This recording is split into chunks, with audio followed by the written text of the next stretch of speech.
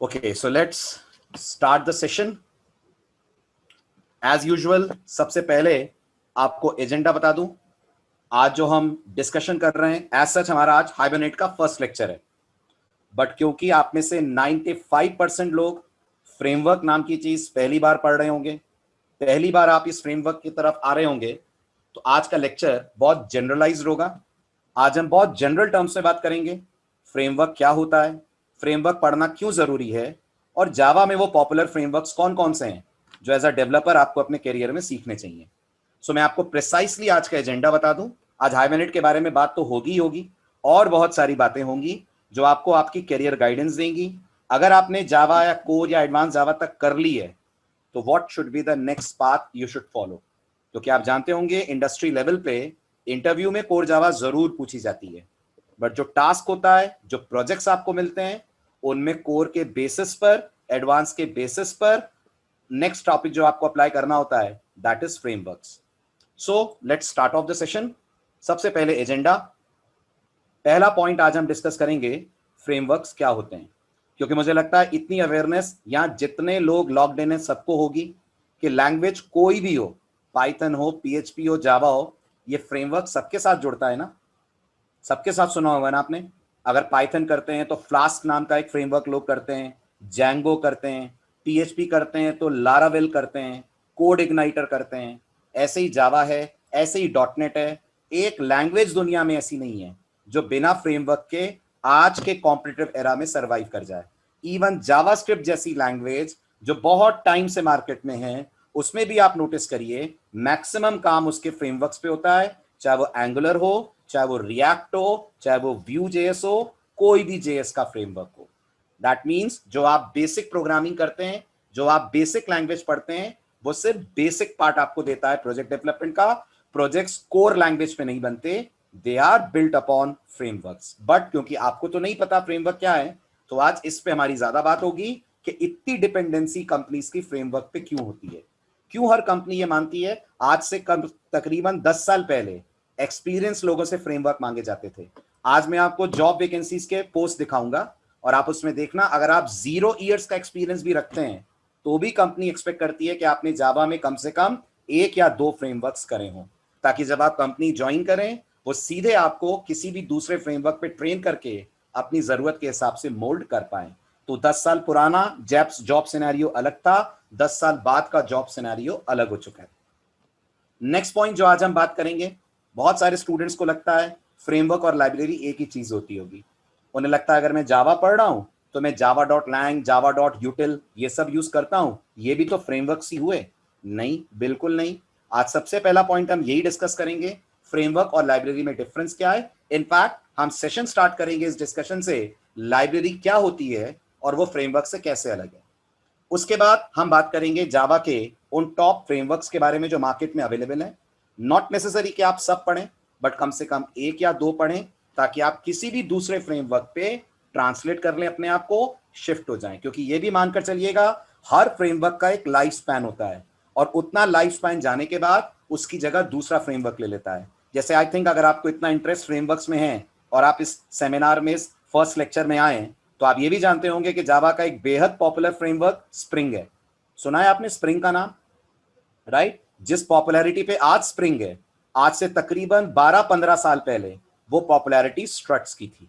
मैंने जब अपनी लाइफ में पहला फ्रेमवर्क पढ़ाया है तो वो स्ट्रट्स ही पढ़ाया था। लेकिन आज मैक्सिमम जगह इंडस्ट्री में जो काम स्ट्रट्स पे होता था, उस काम को रिप्लेस कर दिया गया है अब स्प्रिंग से।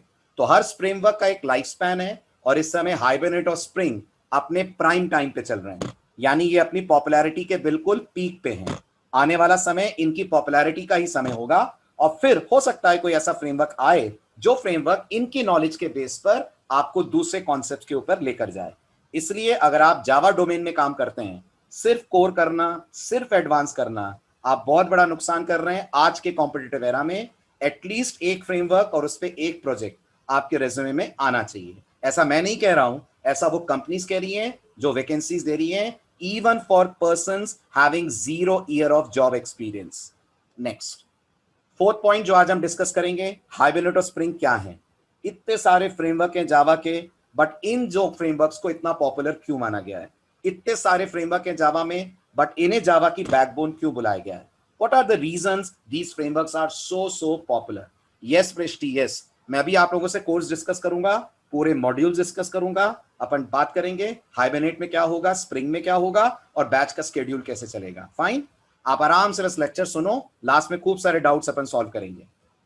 Then we have the next point, इनकी थोड़ी सी हिस्ट्री एंड स्पेसिफिकली ये किस प्रॉब्लम डोमेन के लिए यूज करे जाते हैं। ऐसा नहीं है हाइबरनेट हर जगह लगता है, ऐसा नहीं है स्प्रिंग हर जगह लगता है, तो आपको यह भी पता होना चाहिए जो फ्रेमवर्क आप पढ़ रहे हैं वो बनाया किस लिए गया है, कौन सी ऐसी प्रॉब्लम है जो हाइबरनेट सॉल्व करता है, कौन सी ऐसी प्रॉब्लम है जो स्प्रिंग सॉल्व करता है।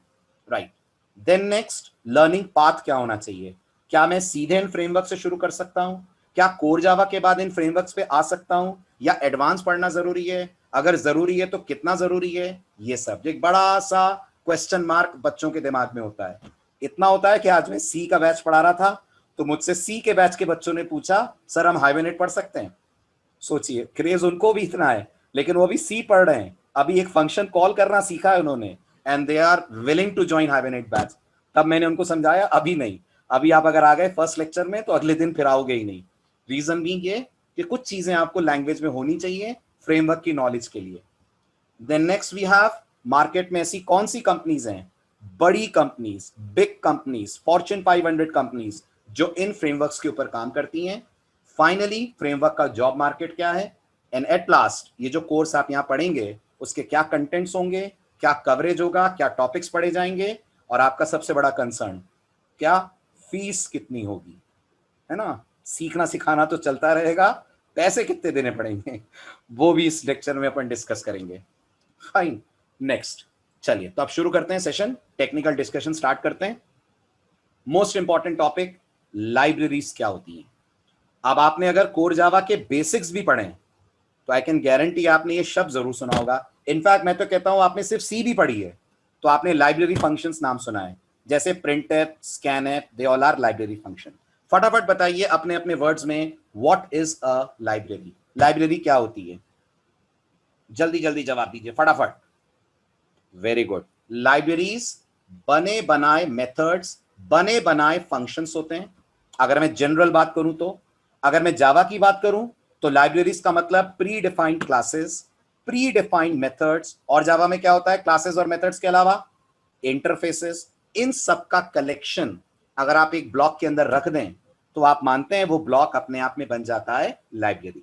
आप मुझे ये भी बोल सकते हैं बट सर ये तो पैकेज हुआ। यस, क्लासेस का कलेक्शन पैकेज है और ढेर सारे पैकेजेस का कलेक्शन अपने आप में एक कंप्लीट लाइब्रेरी है।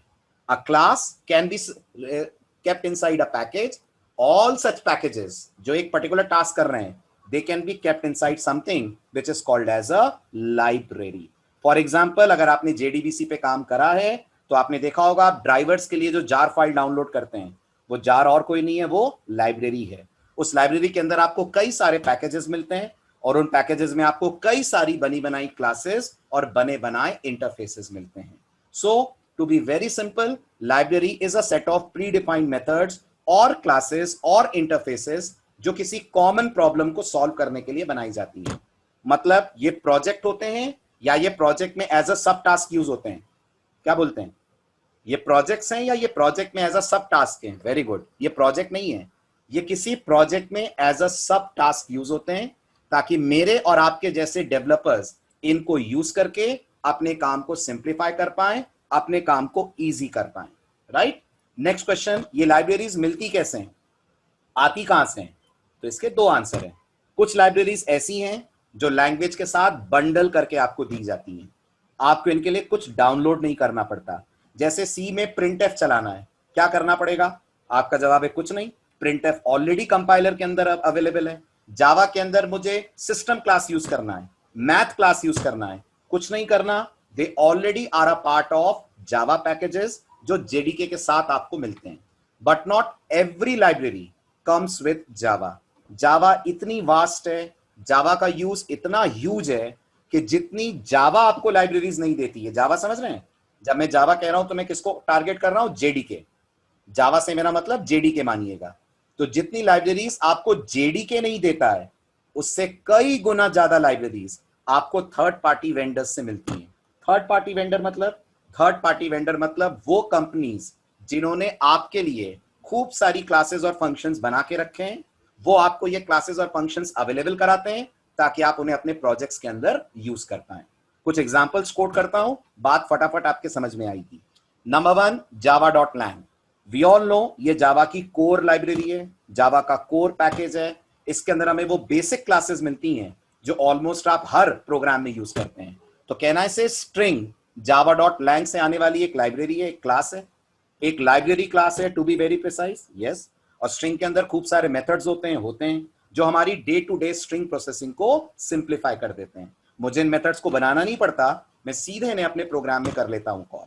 Then we all know there is a very important package in Java called as java.util।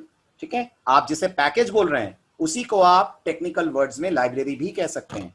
तो java.util एक लाइब्रेरी है जिसमें यूटिलिटी क्लासेस हैं, and who can forget collection classes in Java, collection interface in Java, जो आपको ढेर सारी classes देता है, जो मुझे लगता है 90% एप्लीकेशंस में आप कहीं ना कहीं यूज करते होंगे अगर आप एक फुल फ्लेज एप्लीकेशन बना रहे हैं। इट्स वेरी मच इम्पॉसिबल कि आप जावा में कोई मेजर प्रोजेक्ट बनाएं, कोई बड़ा कोड लिखें और वहां कलेक्शंस का सपोर्ट आपको ना लेना पड़े। हर प्रोजेक्ट में डेटा होता है, एग्री करते हैं, हर प्रोजेक्ट में डेटा पे प्रोसेसिंग होती है, और जहां डेटा पे प्रोसेसिंग होगी वहां सर्चिंग होगी, सॉर्टिंग होगी, इंसर्शन होगा, डिलीशन होगा, और वहां आप यूज करेंगे कलेक्शंस को। So collection also for you this is a package, but in general terms अगर हम बोलें it also is a library. Then अगर मुझे जावा के प्रोग्राम से फाइल से इंटरैक्ट करना है, डायरेक्टरीज से इंटरैक्ट करना है, we have a library called java.io। अब बताइए, ये जो तीन आपको दिख रहे हैं स्टार्टिंग के, जिनको मैं सर्कल आउट कर रहा हूं, ये अवेलेबल हैं कि डाउनलोड करने पड़ते हैं? अवेलेबल हैं, कुछ डाउनलोड नहीं करना पड़ता, दे come bundled with the language. तो आप अगर सेकंड वाला पैराग्राफ देखें तो वहां पे लिखा हुआ है come either bundled with the language और can be downloaded from the internet. हमारे केस में they come bundled with the language. अब आती है उन लाइब्रेरीज की बात जो जेडीके का पार्ट नहीं है, बट आप उन्हें अपने प्रोग्राम में यूज कर सकते हैं। फॉर एग्जाम्पल, अगेन अगर आपने जेडीबीसी की प्रोग्रामिंग की है तो आपने डेफिनेटली ड्राइवर्स यूज करे होंगे। अगर आपने ड्राइवर यूज करे हैं तो आपने महसूस करा होगा हर डेटाबेस का अपना अलग ड्राइवर होता है, और आपको उस डेटाबेस से कनेक्ट होने के लिए उसका ड्राइवर डाउनलोड करना पड़ता है। When you download a driver, we actually say you are downloading that library जो ड्राइवर की तरफ से आपको मिलती है। आई होप सबको पता होगा MySQL के लिए कनेक्टर जे लाइब्रेरी लगती है। अगर आप ओरेकल से कनेक्ट हो रहे हैं तो OJDBC6, OJDBC14 करके जार फाइल्स लगती हैं। They all are nothing but they all are libraries जो आप अपने प्रोग्राम के अंदर यूज कर सकते हैं। ऐसे ही आपकी थोड़ी सी जनरल नॉलेज बढ़ाता हूं। जावा के पास, जावा तो नहीं कहना चाहिए, एक कंपनी है जिसका नाम है अपैचे। अगर आपने जावा डबल ई पढ़ा है तो आपने इस कंपनी का नाम जरूर सुना होगा। इसी का सर्वर आप यूज करते हैं जिसका नाम है टॉमकैट। इस कंपनी ने भी एक बहुत पॉपुलर लाइब्रेरी बनाई है जिसका नाम है कॉमन्स। क्या करती है ये लाइब्रेरी? इस लाइब्रेरी से आप अपने जावा प्रोग्राम से ईमेल्स भेज सकते हैं। अगर आपको लगता है आपका प्रोजेक्ट एक ऐसा प्रोजेक्ट है जिसमें फाइनली किसी को कुछ मेल जाना है, लेट्स से आप अपने कॉलेज के लिए फी मैनेजमेंट बना रहे हैं। अब अगर स्टूडेंट ने आकर फी पे करी है तो उसे कंफर्मेशन के लिए मेल भेजना होगा। मेल भेजना आपके प्रोजेक्ट का मेन पार्ट नहीं है। गौर करिए, प्रोजेक्ट मेल भेजने का नहीं बन रहा है, प्रोजेक्ट बन रहा है फी मैनेजमेंट का। मेल भेजना उसका एक सब टास्क है। अब कहां आप बैठकर मेल भेजने का कोड लिखेंगे? तो आप डाउनलोड करिए अपैचे कॉमन्स की लाइब्रेरी और उसे यूज करके आप मेल्स सेंड करिए। यह भी समझने की कोशिश करिए, क्या यह मेल सेंड करना सिर्फ फी मैनेजमेंट वाले प्रोग्राम के अंदर यूज होगा? नहीं। कल को आप फी मैनेजमेंट की जगह किसी कॉलेज के लिए कुछ कोड लिख रहे हैं, किसी रेस्टोरेंट के लिए कुछ कोड लिख रहे हैं, ई कॉमर्स एप्लीकेशन बना रहे हैं, you think of an application, और अगर आपको लगता है वहां मेल भेजना है तो फिर आप सीधे सीधे यूज कर सकते हैं अपैचे कॉमन्स को। यानी लाइब्रेरी ये नहीं देखती वो कौन से प्रोग्राम या प्रोजेक्ट में यूज हो रही है, उसे बस अपना टास्क पता है। आप जब भी उसे कॉल करोगे लाइब्रेरी अपना काम करेगी और आप जैसा कहोगे वैसा आउटपुट, वैसा बिहेवियर लाइब्रेरी आपको दे देगी। कॉमन्स को आप बोलोगे सेंड मेल करना है, कॉमन्स आपके लिए मेल सेंड करने का काम करेगी। इसी तरह से ट्विलियो, अगर आपने नाम सुना हो, ये कंपनी का भी नाम है। जैसे ओरेकल नाम सुना है, ओरेकल प्रोडक्ट भी है और ओरेकल कंपनी भी है, ऐसे ट्विलियो TWILIO कंपनी भी है, प्रोडक्ट भी है। क्या करती है ये? आप इससे एसएमएस भेज सकते हैं। अगर आपको अपना कोई कोड लिखना हो जिसमें आपको एसएमएस भेजना हो तो आप इस लाइब्रेरी को यूज कर सकते हैं। लास्ट सेमेस्टर कोविड से पहले अगर आपने जावा वाला प्रोजेक्ट बैच कराओ तो हम लोगों ने अपने कोड से एसएमएस भेजा था, जो भी स्टूडेंट्स उस बैच में रहे होंगे। वहां हमने ट्विलियो जैसा एक दूसरी लाइब्रेरी यूज करी थी, बट ट्विलियो भी एक लाइब्रेरी है। इनमें से कुछ लाइब्रेरीज पेड हैं, कुछ लाइब्रेरीज फ्री हैं, जो आप अपने प्रोजेक्ट में यूज कर सकते हैं। सिमिलरली आई टेक्स्ट, ये भी एक लाइब्रेरी है जिससे आप पीडीएफ फाइल्स को रीड कर सकते हैं। आई होप पीडीएफ सब जानते होंगे, एडोब का एक पॉपुलर फॉर्मेट है, राइट। और जावा के पास जो java.io पैकेज है, आप उस पैकेज से पीडीएफ फाइल्स नहीं पढ़ सकते हैं। अगर आपको पीडीएफ फाइल्स पढ़नी है तो आप यूज कर सकते हैं ये particular I text. Java FX framework है निखिल, लाइब्रेरी नहीं है, राइट। जावा एफएक्स एक फ्रेमवर्क है जिसको आप यूज करते हैं, बट अनफॉर्चुनेटली सपोर्ट करना बंद कर दिया है, राइट। ओरेकल ने उसका अपग्रेडेशन रोक दिया है, राइट। इसलिए एफएक्स की तरफ ज्यादा टाइम ओरेकल कहती है आपको नहीं देना चाहिए, बिकॉज फ्यूचर नहीं है एफएक्स का कुछ भी। None of the companies they work on FX. ठीक, जब आया था तब बहुत पॉपुलर था, लेकिन अब फिलहाल 2020 में ऑलमोस्ट खत्म हो गया एफएक्स। चलिए, तो आईटेक्स की मदद से आप पीडीएफ फाइल्स रीड करने का काम कर सकते हैं। तो कुल मिलाकर ये स्लाइड आपको ये समझा रही है कि आप जब कोई प्रोजेक्ट लिखते हैं और उस प्रोजेक्ट के अंदर अगर आपको कोई पर्टिकुलर टास्क करना है, जरूरी नहीं है कि उस टास्क का लॉजिक आपको लिखना पड़े। हो सकता है उस टास्क का लॉजिक कहीं ना कहीं किसी ना किसी डेवलपर ने लिखा होगा और उसने अपना कोड आपसे शेयर करा होगा। डायरेक्टली आप उसके कोड को अपने प्रोग्राम के अंदर यूज कर सकते हैं। ये डेवलपर पे डिपेंड करेगा कि वो ये शेयरिंग फ्री ऑफ कॉस्ट करता है या वो ये शेयरिंग चार्ज लेकर करता है। फ्री ऑफ कॉस्ट करेगा तो लाइब्रेरी क्या बन जाती है? ओपन सोर्स बन जाती है। जब वो फ्री ऑफ कॉस्ट करेगा तो लाइब्रेरी ओपन सोर्स होगी। फ्री ऑफ कॉस्ट नहीं करेगा, चार्ज लेगा, तो फिर आपको पे करना पड़ेगा और फिर वो ओपन सोर्स नहीं रह जाती है।